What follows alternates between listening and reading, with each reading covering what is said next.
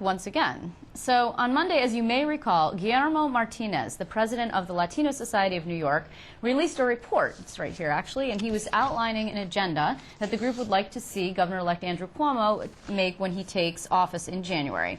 Now, this report mainly focuses on getting more Latinos in high-level government positions, but it also included a call to end at-large voting in municipalities and suggested that you could use Marcellus shale drilling proceeds to fund education.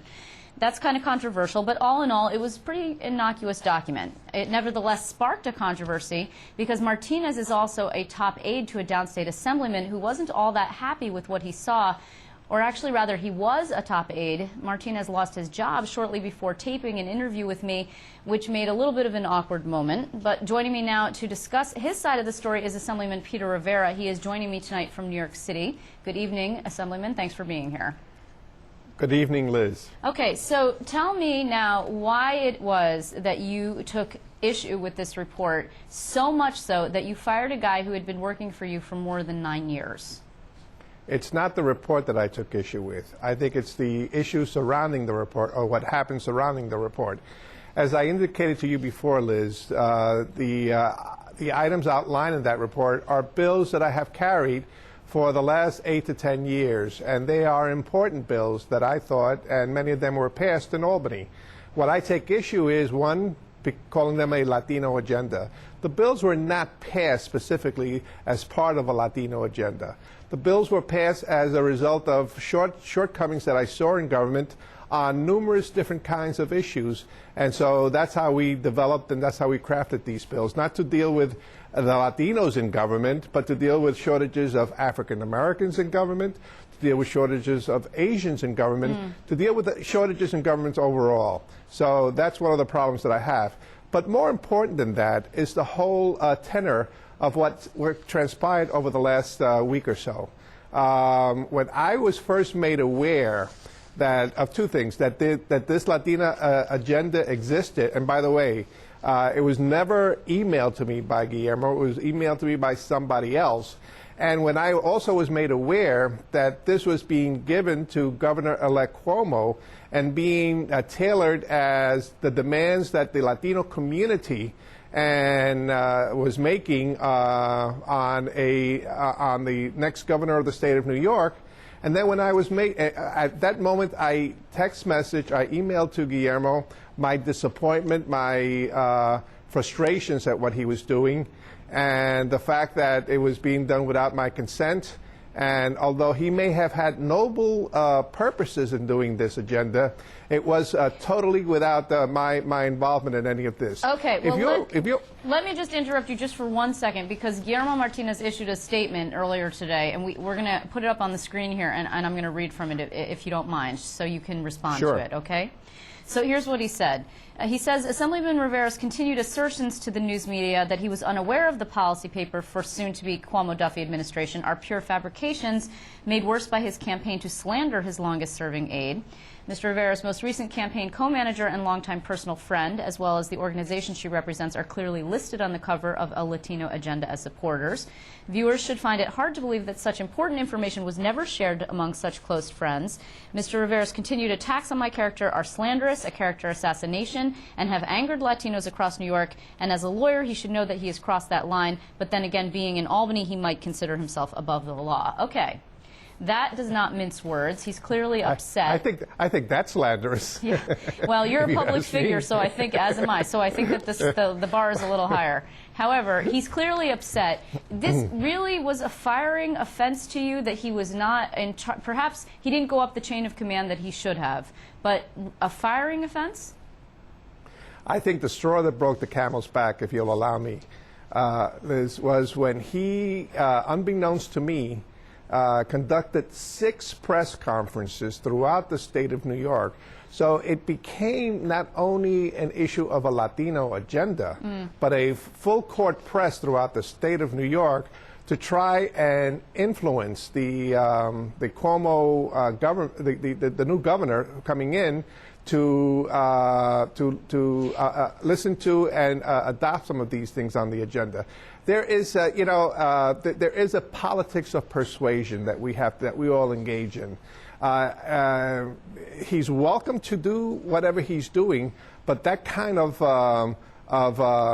politics that he was engaged in should be done outside of government and not inside government. Unfortunate for Mr. Martinez, I work for the state of New York.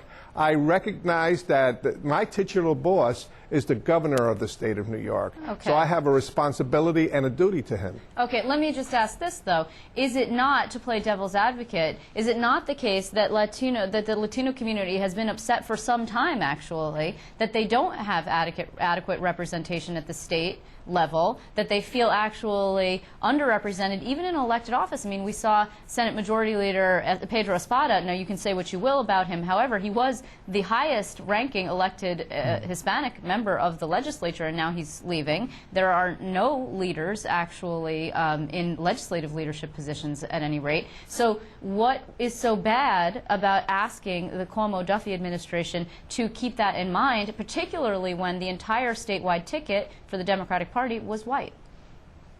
Well, I don't know if I agree with you that there are no leadership positions in the state legislature. My title, as you all know, Liz, is Speaker Pro Tem, yes, which is a leadership position. I am fifth in line to be governor of the state of New York by the New York State Constitution. Oh, so we're I don't not know wishing if that. Just to be clear, we're not wishing that happens, because four people would have to be in serious trouble if that happened. But in any event, to say that there's no Hispanics in leadership position, I do have to correct you on that. And whether there is frustration among the Latino community, there is frustration. But that is something that we as legislators have been working on numerous levels throughout the years. Have we been successful? Not as successful as we would have liked, but remember, the last governor appointed a Secretary of State who is a Latina. And when she decided to move on, appointed another Secretary of State who happens to be Latina. So on an interim basis. So we have made some progress there. I think, and this governor, the new governor that's coming in, has stated on numerous occasions, privately and on a public basis, that his government is going to be much more inclusive. And all that I wanted to do was give Governor Cuomo the benefit of a doubt, the opportunity to make the kinds of changes that he has worked all his life for and that he has indicated that he's willing to do. So to go outside and nudge a governor who's already there, who has already described his government as an inclusive government, I don't think that's really the appropriate way of approaching it by people and by an individual who wanted to do it his way. Okay, well, and now, I don't think that his way is my way. When I was actually thinking, you make a fair point, I was thinking of the legislative leadership positions in so much as minority, majority in both of those houses of the legislature. But there is, of course, and larger leadership teams on all sides of the aisle, actually, not just the speaker and the majority leader or the conference leader, but also, as you note, various different other positions in both houses. So fair enough. We happen to have 5 Hispanics who chair committees in the New York State Assembly. It's a considerable number. So here's another thing, though. There was a report in the Times-Union that Guillermo Martinez was actually not the only person who was fired as a result of this report. Another person was fired, a staffer to the Assembly Ways and Means Committee, which is arguably the most powerful, or one of the most powerful committees in the chamber. It seems a little strange to me. Do you know anything about that firing?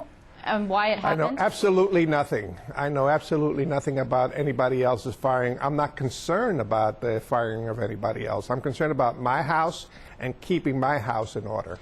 Did the governor and governor-elect rather, or anyone close to him, say anything to you about this? Express disappointment? Nobody has said anything. I was with the lieutenant governor today.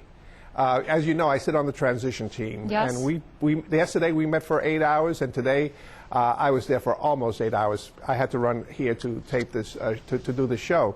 However, in the last 2 days, the lieutenant governor has been with us on those 2 days, and numerous other individuals who are affiliated with Governor-elect Cuomo. Not one person has raised this issue. I have had 4 or 5 private conversations with these individuals. Not once did they raise it. And by the way, I didn't raise it either, because I didn't think it was appropriate for me to raise the issue or for them to raise the issue. I thought that they may raise the issue. At no point in time did they raise this issue, although there was plenty of opportunity Let me ask you that. in parting, Assemblyman, just quickly, we haven't heard a lot regarding the transition. Usually by now we might have started to see some appointments, some announcements regarding anything that would be coming from the administration. I know that the Cuomo-Duffy administration is very interested and focused on the budget because of the deficit that is looming. Can you give us any insight as to what might be coming down the pike? A hope on my part. I have no inside information other than the fact that we've been meeting every single week for hours on end, trying to figure out how do we deal with the issue of reinventing government. But a hope is that either later on this week or next week, you will start seeing appointments by Governor-elect Andrew Cuomo. Okay, well, we will keep an eye out for that. In the meantime, I want to thank you very much for coming in, Assemblyman Peter Rivera, to discuss this with us.